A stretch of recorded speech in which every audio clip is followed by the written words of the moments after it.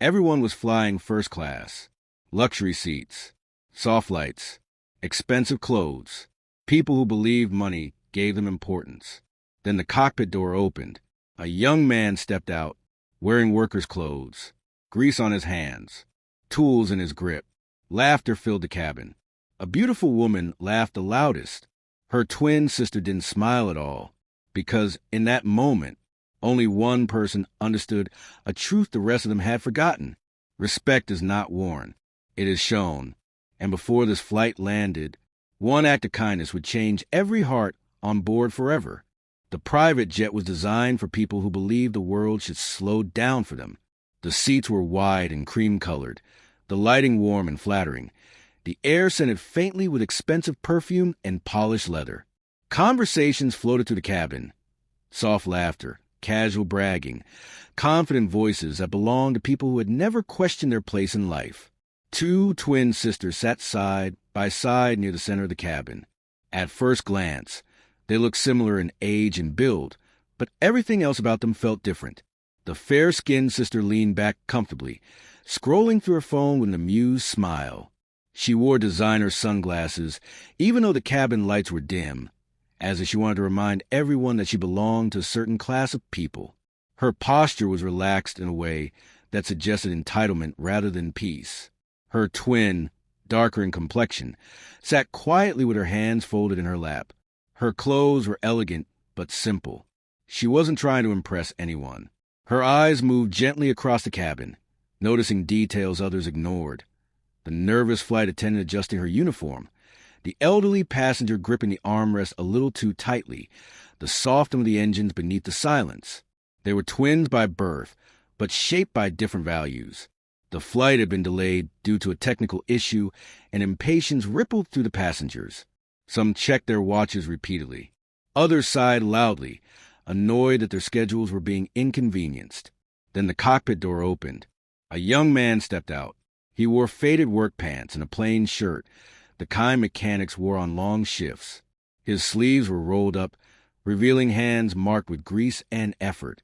A small toolkit hung from his shoulder. His face was calm, focused, and completely unaffected by the sudden attention. The laughter started quietly. A few smirks, a whisper, then a chuckle. Soon, the sound grew louder, spreading like a virus through the cabin.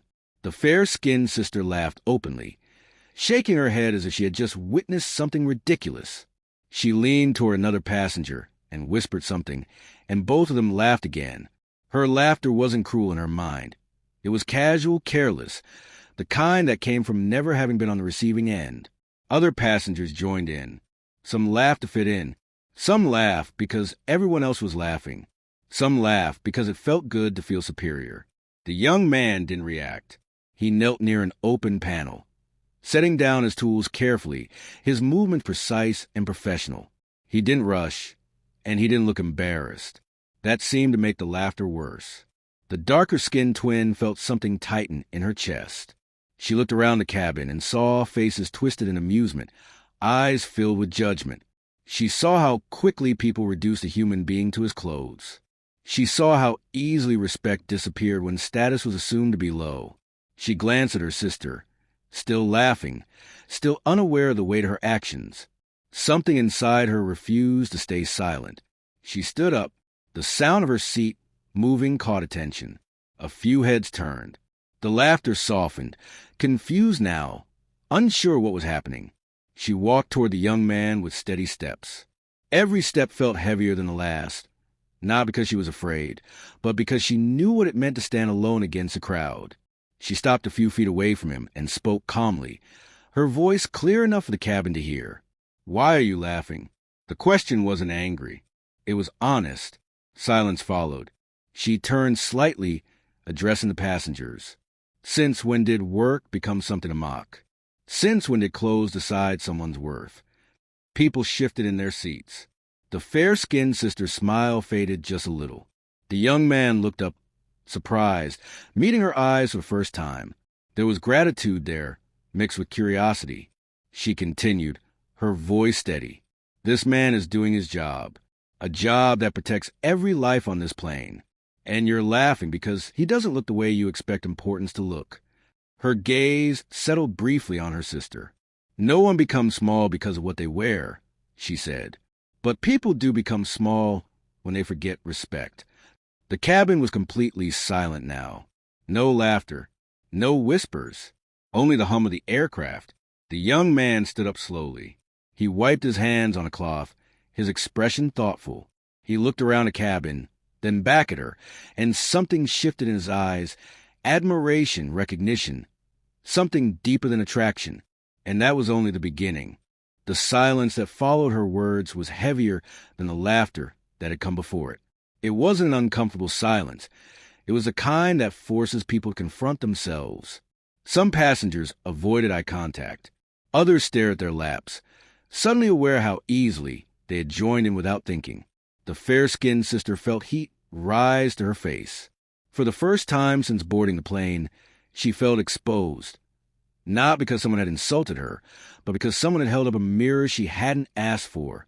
She remembered her laughter, how natural it felt, and now it tasted bitter in her mouth.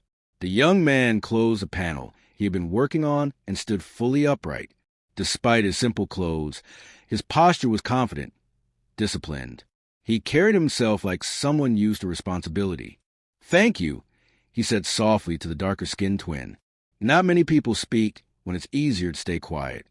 She smiled gently. "It didn't feel easy," she replied. "It felt necessary." A few passengers straightened in their seats, suddenly interested again. The tension in the air had shifted from judgment to curiosity.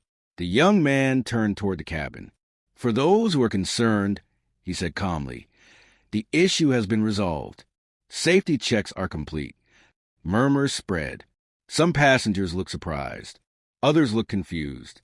He paused and added, "I prefer to handle technical matters personally. It helps me stay grounded." One passenger spoke up hesitantly. Aren't there mechanics for that?" The young man smiled slightly. "There are, and they're excellent. Today, I chose to be one of them." The fair-skinned sister frowned, something not quite clicking yet. He reached into his pocket and pulled out an ID badge, holding it up where everyone could see. The name was followed by a title that changed the energy in the cabin instantly. Senior Captain.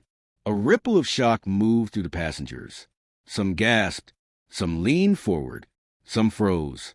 The laughter they had shared moments ago now echoed painfully in their memories. "I believe," the pilot continued, his voice still calm, "that leadership isn't proven by staying above the work. It's proven by being willing to do it." He turned toward the darker-skinned twin again. His gaze softened.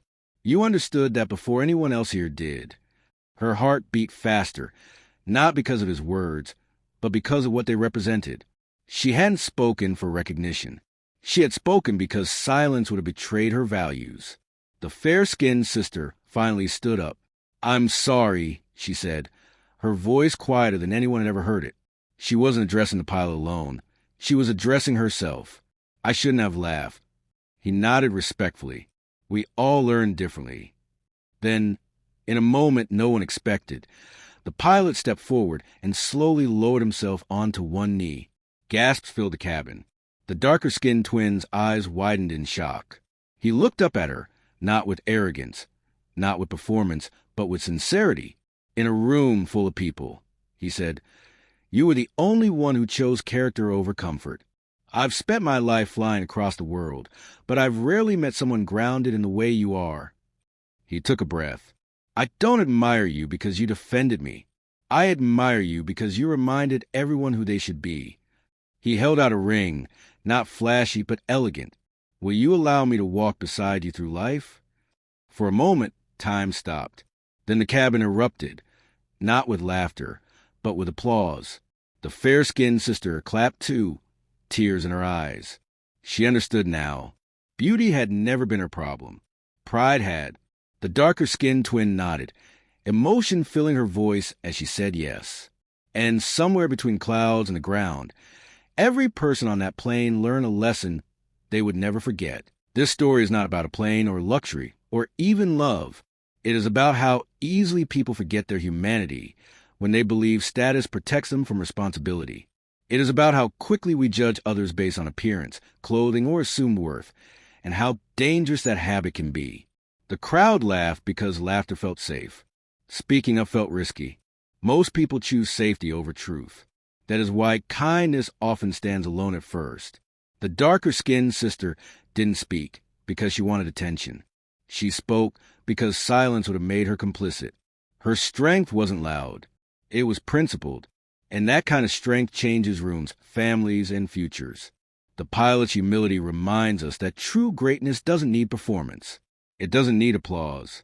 It shows up quietly, does the work, and treats every role with dignity. The fair-skinned sister's journey matters too. Growth begins when shame turns into understanding. Not when someone is attacked, but when they are made aware. The lesson is simple, but powerful. Never confuse clothing with character. Never confuse silence with weakness. And never assume you are above learning. Because the person you underestimate today may be the one who teaches you the most tomorrow.